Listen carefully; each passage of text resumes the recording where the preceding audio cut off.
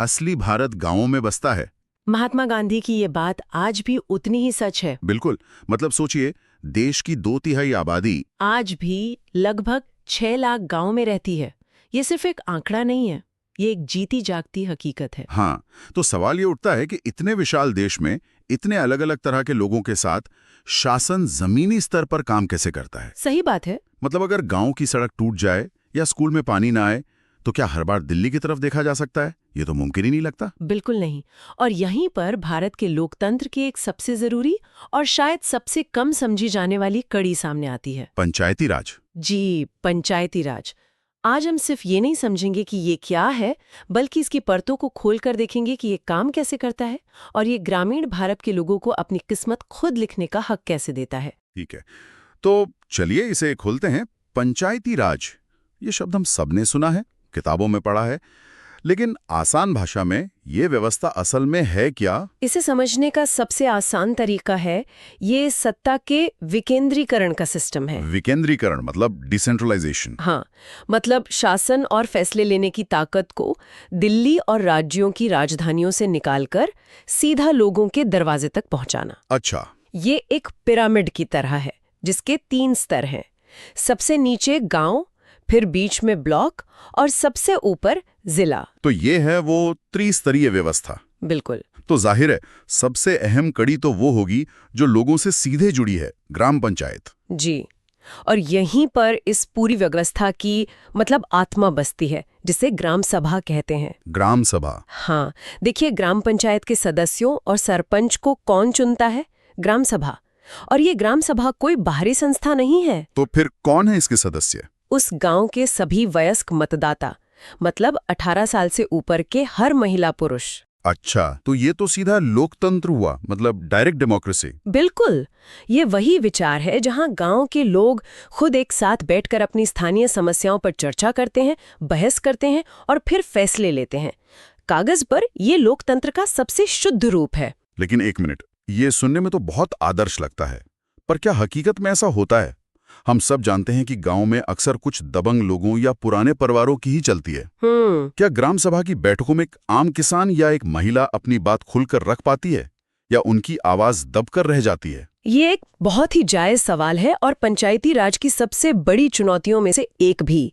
जाहिर है, सामाजिक ताना बाना रातों रात नहीं बदलता। सही बात है। लेकिन इस व्यवस्था की खूबसूरती यह है कि ये कम से कम एक मंच तो देती है। जब लोग बार बार इकट्ठा होते हैं तो धीरे धीरे ही सही बोलने का साहस आता है। और यहीं पर सरपंच और दूसरे अधिकारियों की भूमिका अहम हो जाती होगी। बिल्कुल। हाँ, सरपंच या प्रधान, और उनके साथ कुछ सरकारी अधिकारी भी तो होते हैं, जैसे पंचायत सचिव और पटवारी। इनमें क्या फर्क है? ये समझना बहुत जरूरी है। सरपंच और पंच, जिन्हें गांव के लोगों ने वोट देकर चुना है, वो गांव के नेता हैं। गांव की आवाज। हाँ, और दूसरी तरफ है पंचायत सचिव और पटवारी।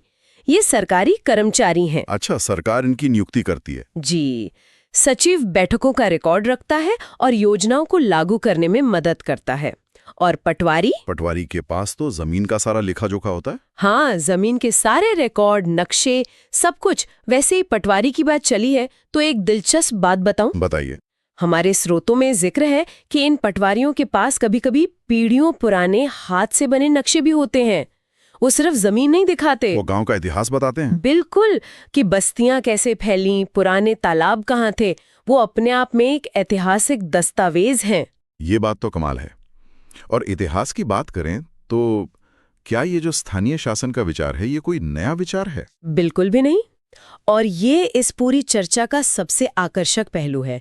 ये विचार भारत की मिट्टी में बहुत गहरा और पुराना है, लगभग 2300 साल पहले। 2300 साल पहले? हाँ, कौटिल्य, जिन्हें हम चाणक्य के नाम से जानते हैं, उन्होंने अपने ग्रंथ अर्थशास्त्र में शासन की एक ऐसी ही बहुस्तरीय संरचना का वर्णन किया था। चाणक्य ने भी क्या कहा था उन्होंने? उन्होंने लिखा था कि राजा को शासन को बांटना चाहिए। हर 10 गांवों के लिए एक संग्रहण, मतलब एक तरह का उपजिला मुख्यालय। अच्छा। फिर हर 100 गांवों के लिए एक कार्वटिक, और इसी तरह 400 और 800 गांवों के लिए बड़े मुख्यालय। अरे वाह, ये तो आज की व्यवस्था से मतलब आश्चर्यजनक रूप से मिलता जुलता है। गांव, ब्लॉक, जिला। एकदम सही।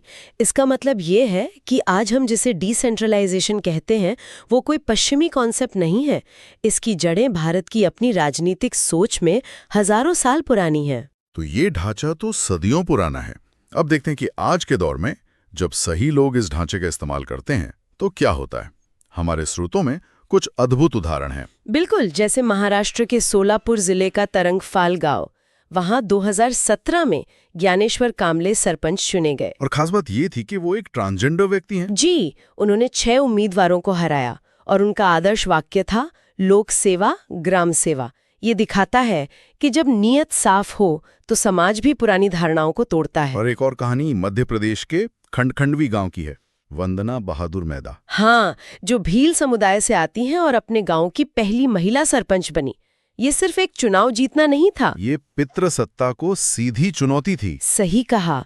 वो सिर्फ दफ्तर में बैठकर काम नहीं कर रही थीं, वो घर घर गईं, उन महिलाओं से मिली जिन्हें कभी घर से बाहर निकलने की इजाजत नहीं थी। और उन्हें ग्राम सभा की बैठकों में आने के लिए प्रोत्साहित किया। जी, उन्होंने कहा तुम्हारी आवाज भी उतनी ही जरूरी है। इन दोनों कहानियों में एक बात साफ है, ये सिर्फ सड़क या नाली बनवाने का काम नहीं है, ये सामाजिक बदलाव का भी एक बहुत बड़ा जरिया है। और जब हम बदलाव की बात कर रहे हैं तो महाराष्ट्र के हिवरे बाजार गांव की कहानी को नजरअंदाज नहीं किया जा सकता। हाँ, ये तो एक अद्भुत कहानी है। एक ऐसा गांव था जो 1990 के दशक में लगातार सूखे की चपेट में था।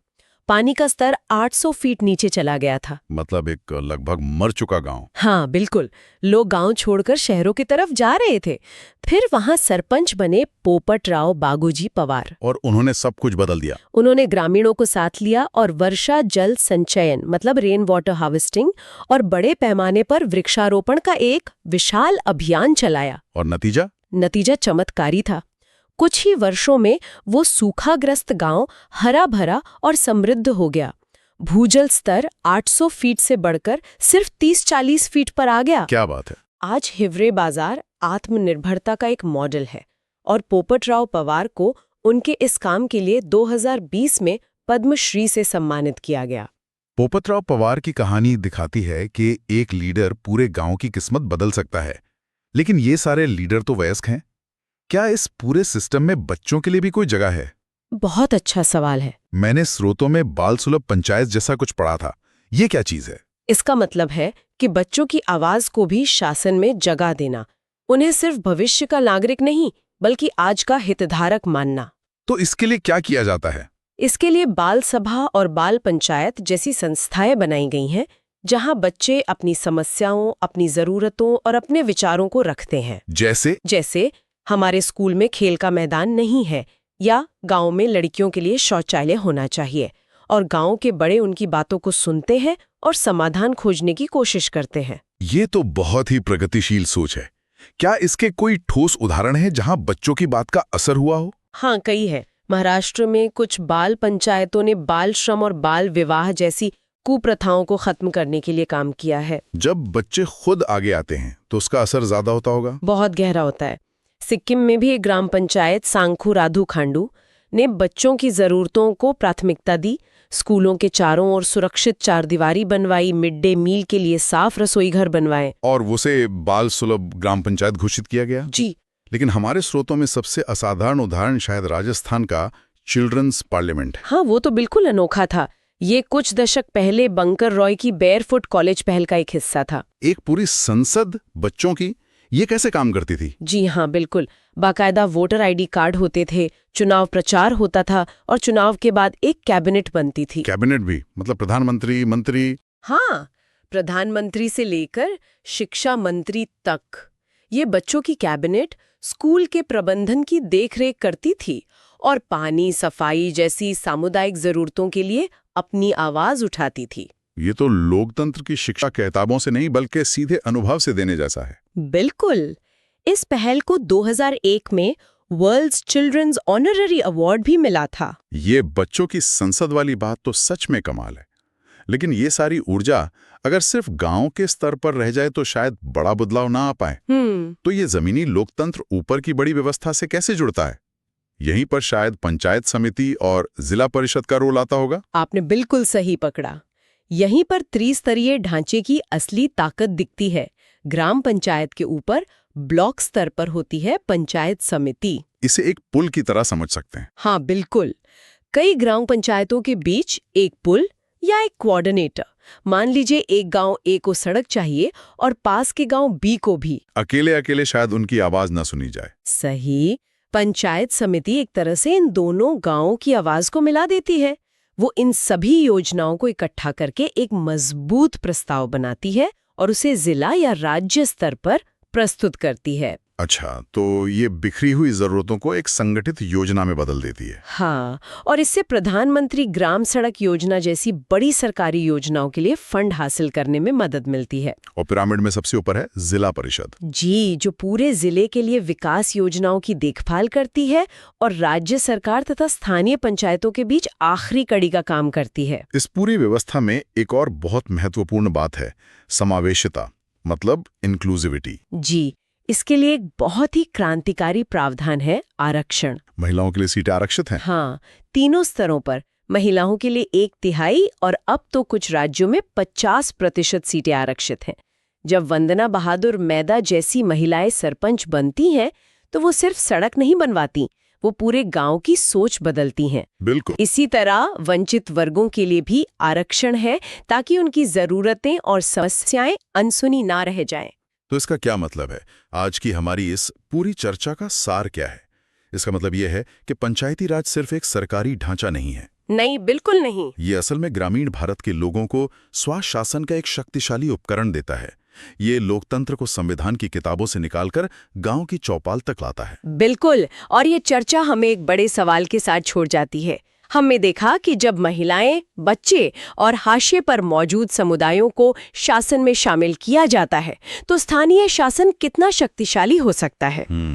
अब सोचने वाली बात यह है कि जैसे जैसे हमारे गांव तकनीक और इंटरनेट के माध्यम से दुनिया से और अधिक जुड़ रहे हैं, अगले 20 वर्षों में एक ग्राम पंचायत की भूमिका और चुनौतियां कैसे बदल सकती हैं? अच्छा सवाल है। उन्हें डिजिटल साक्षरता, ऑनलाइन सेवाओं या शायद जलवायु परिवर्तन से निपटने जैसी कौन सी नई जिम्मेदारियां निभानी पड़ सकती हैं? ये एक ऐसा सवाल है जो आने वाले समय में पंचायती राज के भविष्य को परिभाषित करेगा।